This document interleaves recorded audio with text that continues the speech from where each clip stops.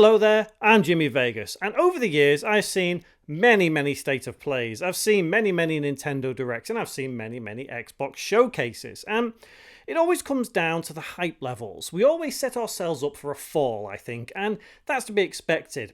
Every now and again you will get a showcase or state of play or a direct which actually really does blow your mind, and it's really good. You always set yourself high expectations, and I think that's to our own detriment. You know, we shouldn't be the ones to actually sit there and expect to see something like Resident Evil 9, like Final Fantasy Tactics, and like a brand new God of War.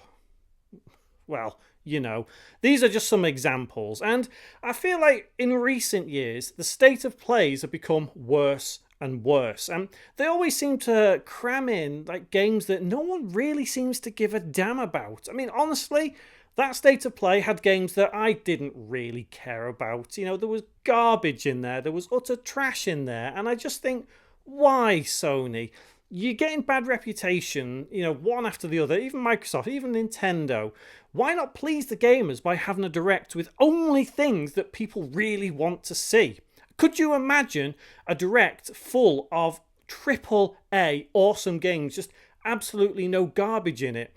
I don't think that will ever happen. Maybe it's happened once or twice in the past, but I don't think it'll ever happen again. Imagine if they'd have had something like a brand new Final Fantasy. There was talk of having a brand new Resident Evil there, and it just didn't materialise. We didn't see anything.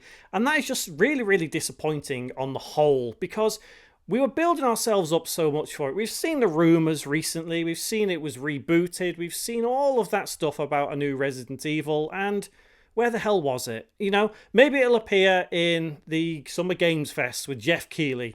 Who knows? But it better had to, otherwise people are going to get really annoyed with Capcom.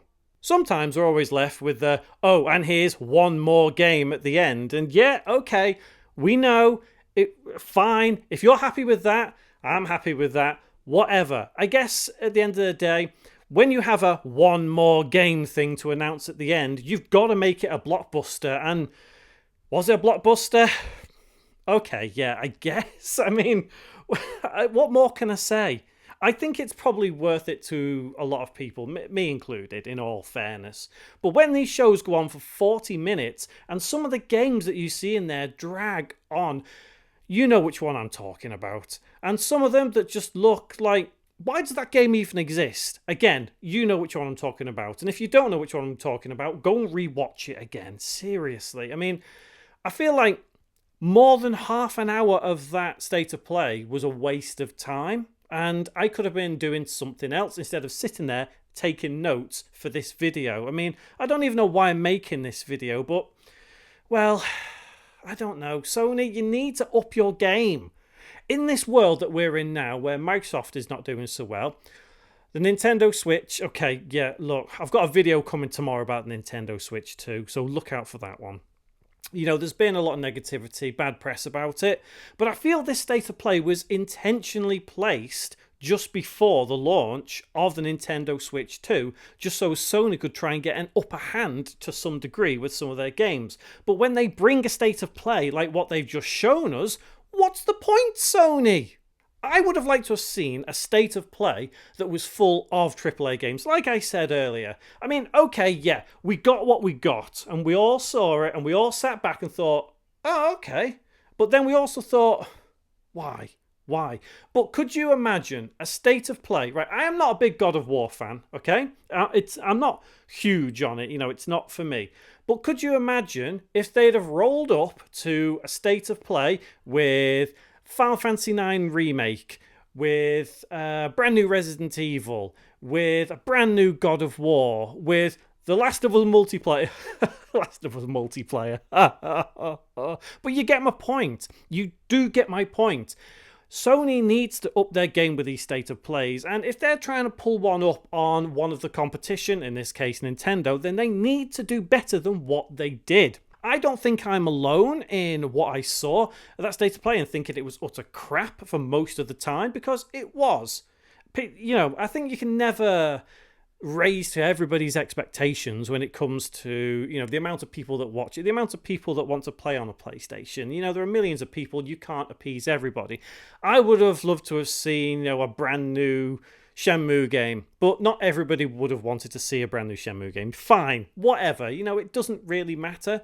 But it's those big AAA games that appeal to most people that you need to put more of in a state of play. And I guess my question to you now is, if you had to grade the state of play based on the games you saw and based on the big one at the end, what do you think it should be? 2, 4, 5, 6, 10? Would you think it was a 10 out of 10? Because I certainly don't.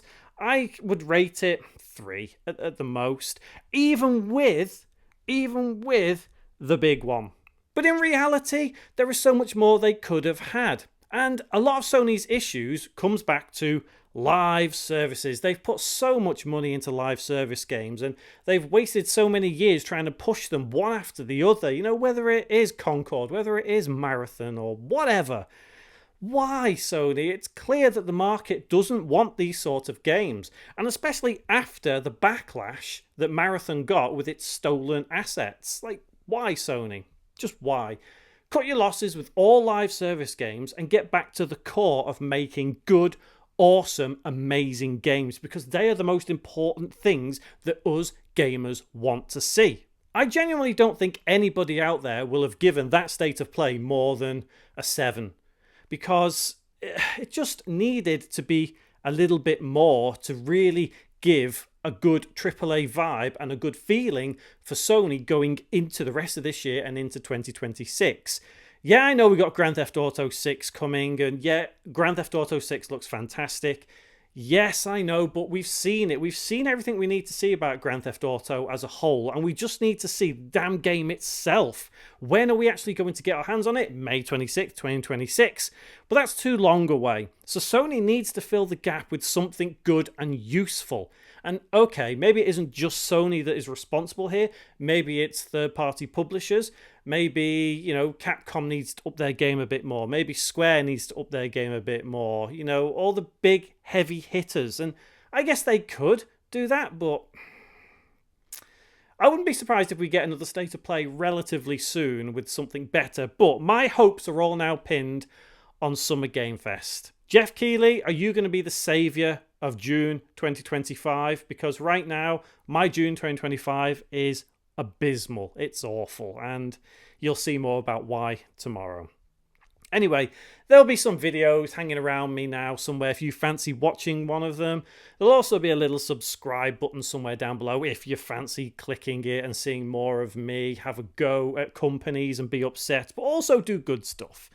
So hopefully I will see you in one of my next videos, but until then, guys, take care and thank you very much for watching.